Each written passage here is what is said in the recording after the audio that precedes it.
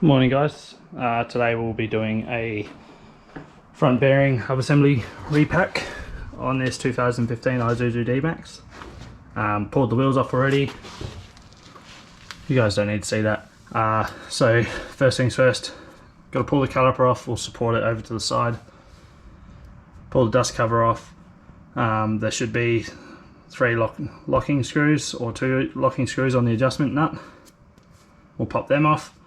And then we'll slide this whole assembly off with the rotor attached to it, and then pop the bearings out, clean them up, put new grease in and pop them back on. Let's get to it.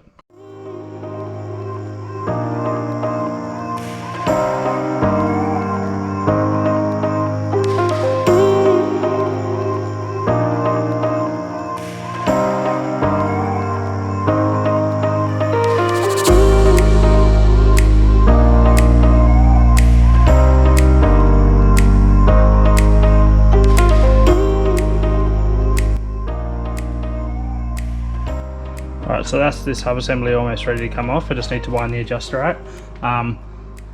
Front cover for the cap 14mm, for the caliper slides also 14mm, and the main caliper mounting bolts 22mm.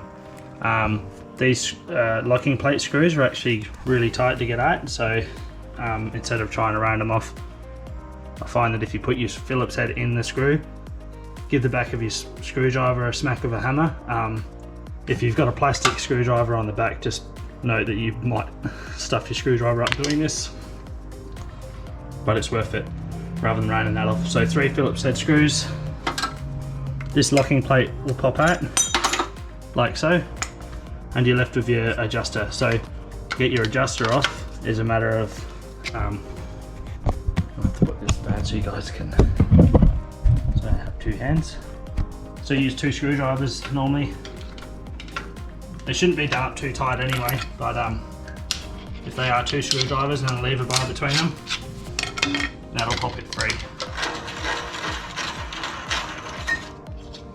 As I pull stuff apart, I like to put it down the same way it come off, but there's grease on that. So now this whole hub assembly should pop off.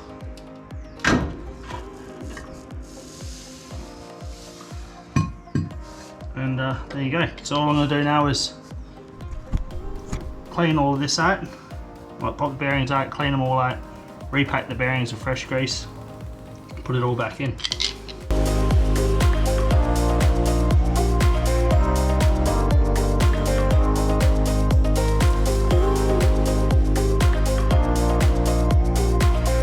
Right, so a common question is, how do you know when you need to change your wheel bearings? Basically, if you look at your bearing, see how this still has a nice smooth face? So all you're looking for with this is pitting in the roller, which looks like, I suppose you'd describe it as acne, like teenage acne on people's face. So you look for like acne scarring. If the rollers are still nice and smooth and there's your hard facing hasn't worn off of them and there's no hot spots on the rollers, then it's good to go again. There's nothing wrong with these bearings at all, so just going to repack them and put them back in. Same thing for the outer race as well. Also with the seal, when you pop it out, just pull the little metal band, this guy here, out of the seal first, otherwise you'll damage the seal. And yeah, she's good to go again. So all you're looking for on this is the same thing, like red spots or hot spots on the race, which I don't see any dramas with that at all. Whoever done these bearings last time actually done a good job. They look good, so it's nice to see for once.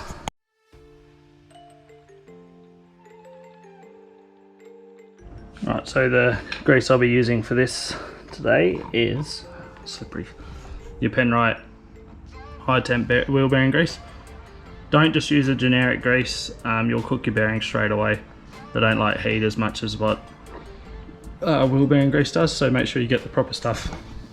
For me, I picked Penrite just because I love Penrite as a product. I think they're amazing, and they're an Australian company too. So to pack your bearings, there's no real clean way about it. You can buy a wheel bearing packer if you want to, but the best way I find, old school way.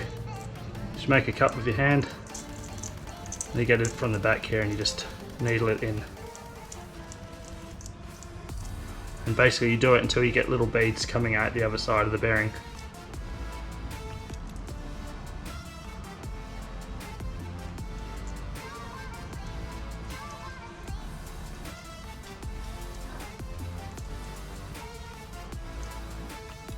You start getting little beads like this come out the other side of the bearing. So you just keep doing the packing until you get that. Rotate the bearing around a little bit, do one little more loop of packing, and then she's all sweet and good to go. I can't press pause.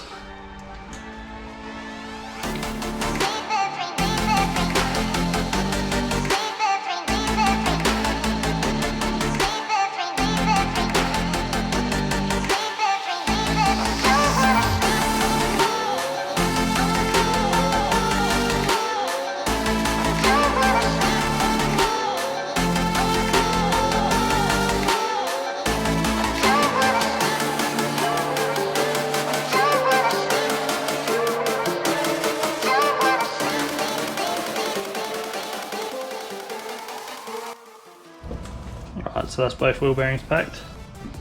Just lubed up the old sub axle a little bit, and all I'm going to do now is put a I've cleaned out inside this hub assembly. I'm just going to fill it full of when I say full of grease, I mean just a little bit of grease. You don't need to go over the top. Too much grease is actually as bad as not enough grease, so I just like to fill this void up a little bit, just so we got some in there.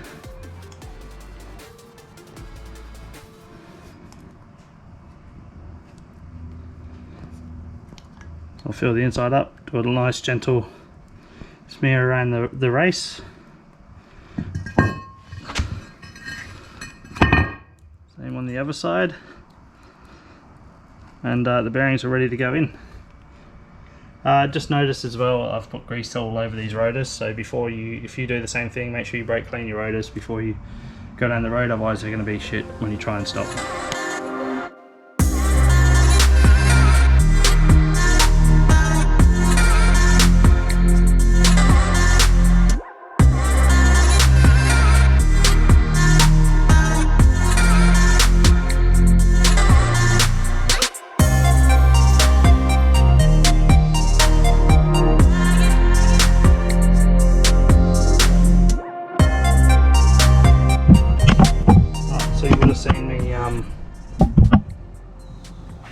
Tightening and backing off this tension ring to I'm basically just doing that to make sure that the bearings were set properly or seated properly, and now all I'm going to do is give it a gentle nip up. So generally speaking, tapered bearings don't need much pressure, around 2 to 4 Newton meters, which is literally nothing, so don't go crazy.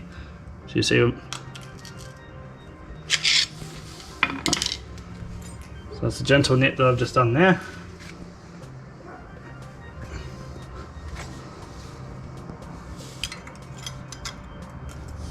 That'll be good. And all I'll do after this is I'll take her for a lap around the block, bust this cover off again, and just make sure that everything's all sweet.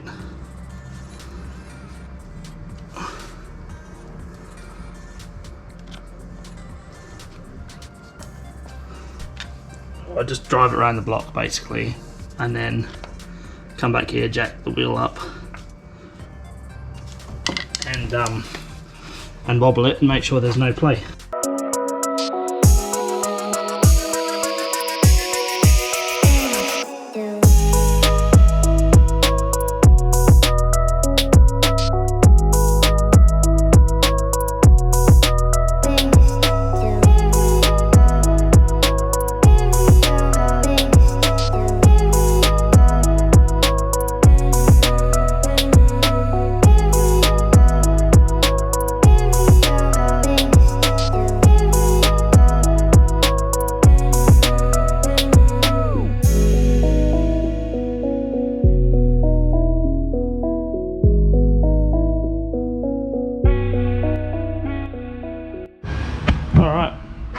that's the bearing repack done.